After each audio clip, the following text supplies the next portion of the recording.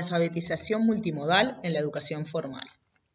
María Noel Cordano, Inés Aciaín, Facultad de Humanidades y Ciencias de la Educación, 2016.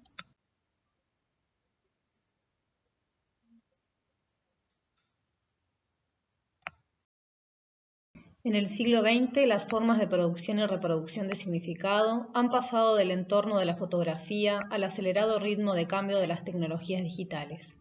El texto escrito históricamente constituyó una fuente dominante de conocimiento y poder, hasta la llegada de las formas fotográficas como ser la imprenta, la cinematografía, la televisión, etc., quienes dieron un mayor poder a la imagen y a la superposición de imagen y texto escrito. La llegada de la digitalización aceleró los procesos y construyó una nueva unidad modular de producción de significado textual, reducido al carácter de píxel. A ello se le agrega la posibilidad de utilizar la oralidad como modo de representación a la distancia. Actualmente, la popularización del uso de Internet ha traído aparejado el último y mayor cambio en las formas de representación y transmisión de significados.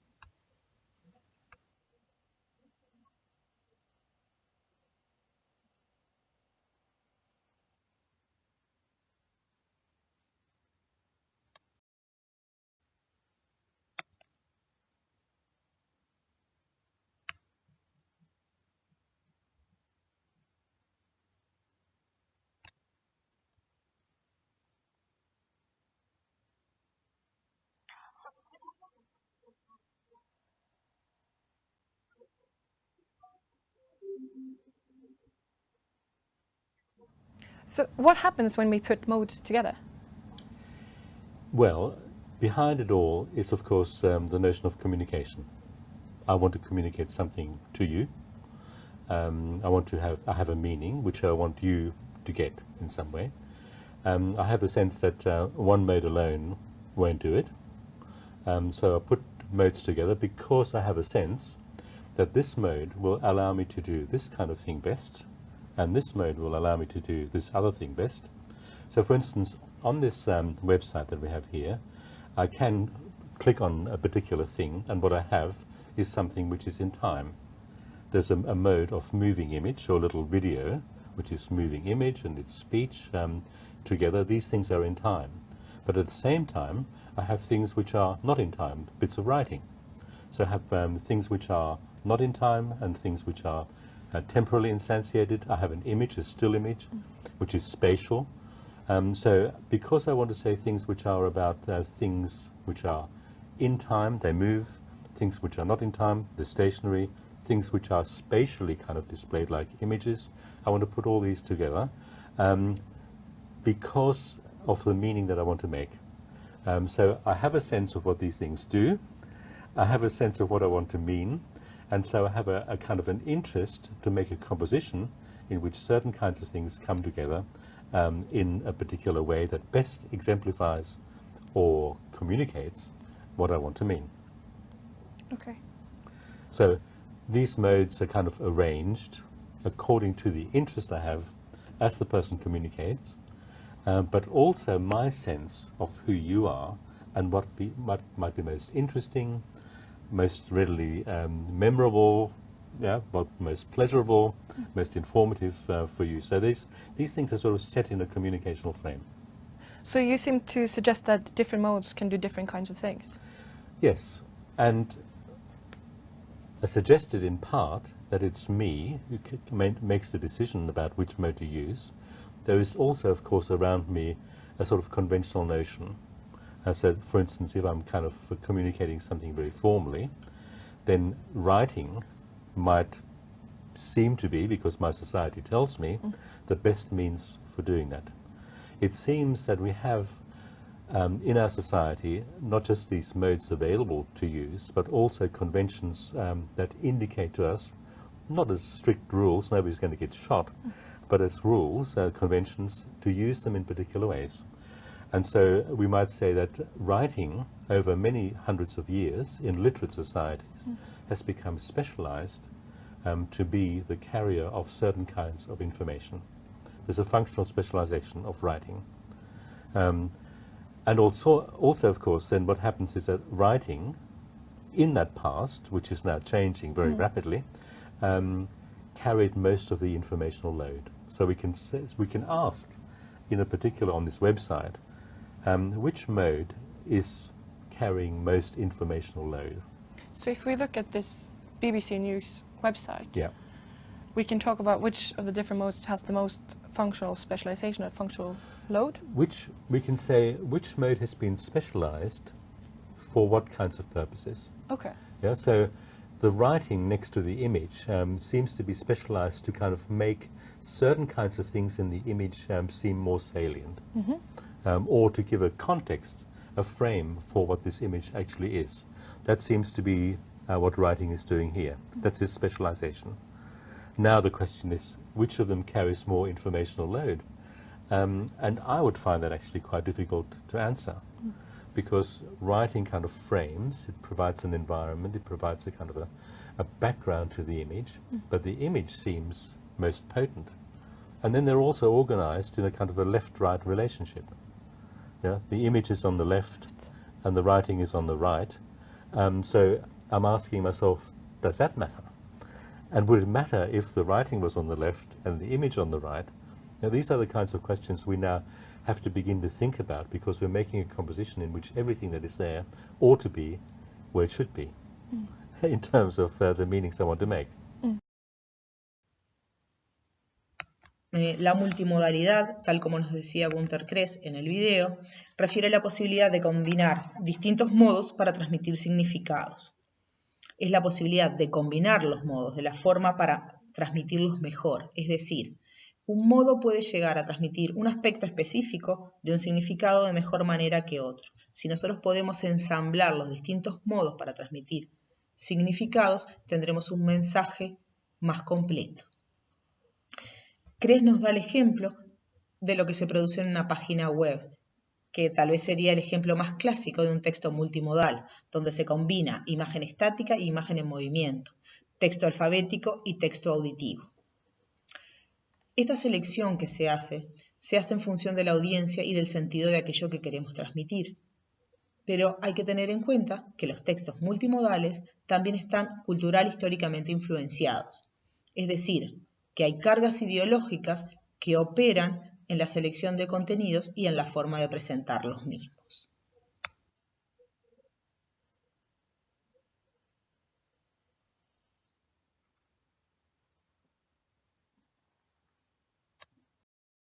¿Qué es un modo? Un modo, según Günter Kress, es un recurso semiótico, social y cultural para la transmisión de significado. A través de distintos modos se puede expresar un mismo significado, pero esto no quiere decir que sean exactamente iguales. Estamos ante un caso de complementariedad, no de paralelismo. Lo que quiere decir es que no es posible traducir exactamente el significado de un modo a otro. Aquí aparece el concepto de sinestesia, los procesos de cambio entre modos de representación que permiten transmitir significados similares. Este concepto pertenece a Cobb y Kalantzis, 2006.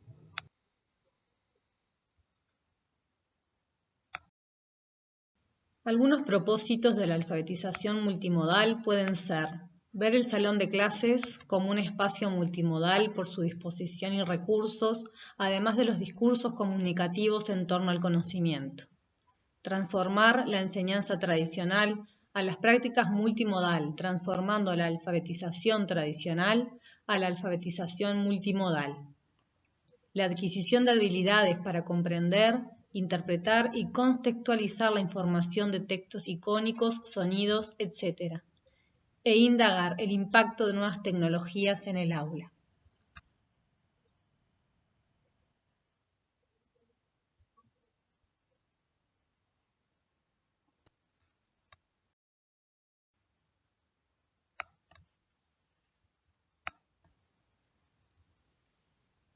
La pedagogía de la multialfabetización de Cobb y Kalantzis nos sugiere que en estas nuevas formas de alfabetización se deberían incluir los distintos modos.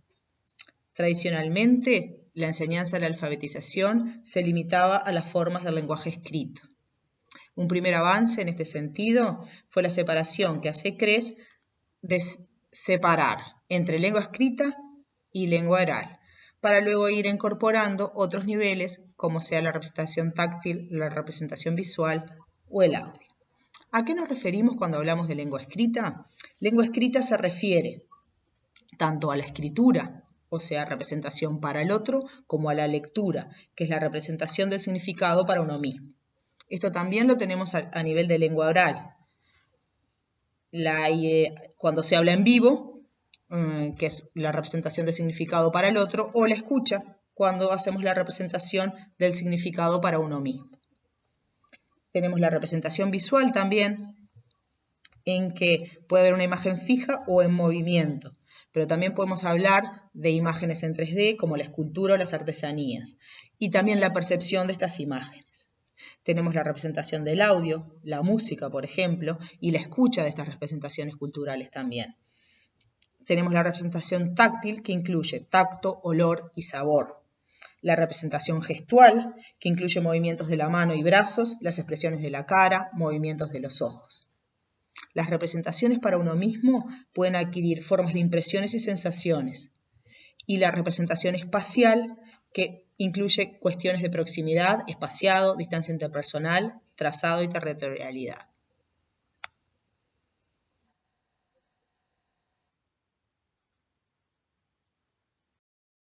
¿Qué implica desde el punto del aula la alfabetización multimodal? Bueno, en primer término, que los textos deberían tener un lugar protagónico, pero no simplemente los textos escritos, sino los nuevos formatos de textos, donde se le dé el mismo nivel jerárquico a los textos visuales que a un texto alfabético, a un texto multimodal que a un texto unimodal. Pero a su vez es importante aprovechar las características de los hipermedios para fomentar el aprendizaje, para fomentar habilidades de pensamiento y estimular la capacidad crítica. ¿Por qué la capacidad crítica? Pues hay que tener en cuenta la gramática de la multimodalidad. No simplemente la gramática del texto alfabético, sino que también hay que saber leer los significados que los textos visuales incorporan. En ese sentido, Cres nos dice que las formas gramaticales codifican interpretaciones de la experiencia y formas de interacción social. Pero esas formas de codificar hay que saberlas leer desde las posiciones ideológicas en que son realizadas.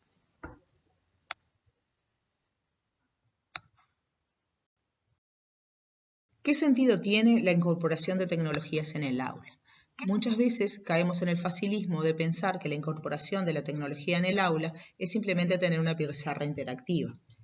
Pero en realidad seguimos replicando los mismos métodos de enseñanza en el aula. Por ello es importante pensar qué rol juegan las TICs y qué formas de enseñar, incorporando la multimodalidad, podemos aplicar.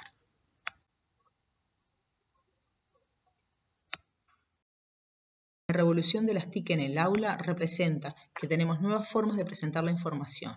Hay un pasaje de un modelo verbal a uno multisensorial que permite diferentes formas de aprendizaje y darle un lugar diferente a todos los alumnos en el aula. Pero no hay que quedarse solo a este nivel. Hay que pensar en que hay que desarrollar habilidades de comprensión y de comunicación. La alfabetización digital implica que desarrollemos en los alumnos la capacidad de buscar, de seleccionar y evaluar la información. Es decir, hay una gran cantidad de información a nivel de la web, por ejemplo, pero hay que saber utilizarla de forma eficiente. Pero también es importante desarrollar en los alumnos la capacidad de adaptarse a los cambios tecnológicos. Las tecnologías que estamos utilizando hoy en el aula tal vez no sean utilizadas mañana y el alumno debe tener la ductilidad de poder incorporar las nuevas tecnologías.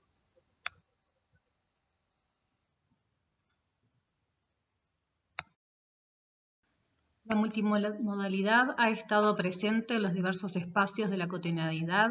En la actualidad se han configurado nuevas formas multimodales para la enseñanza y el aprendizaje a través de nuevas tecnologías. Cres 2003 y Born y Parker 2001 han trabajado sobre el tema de medios para la educación y cómo los estudiantes exploran los diferentes recursos.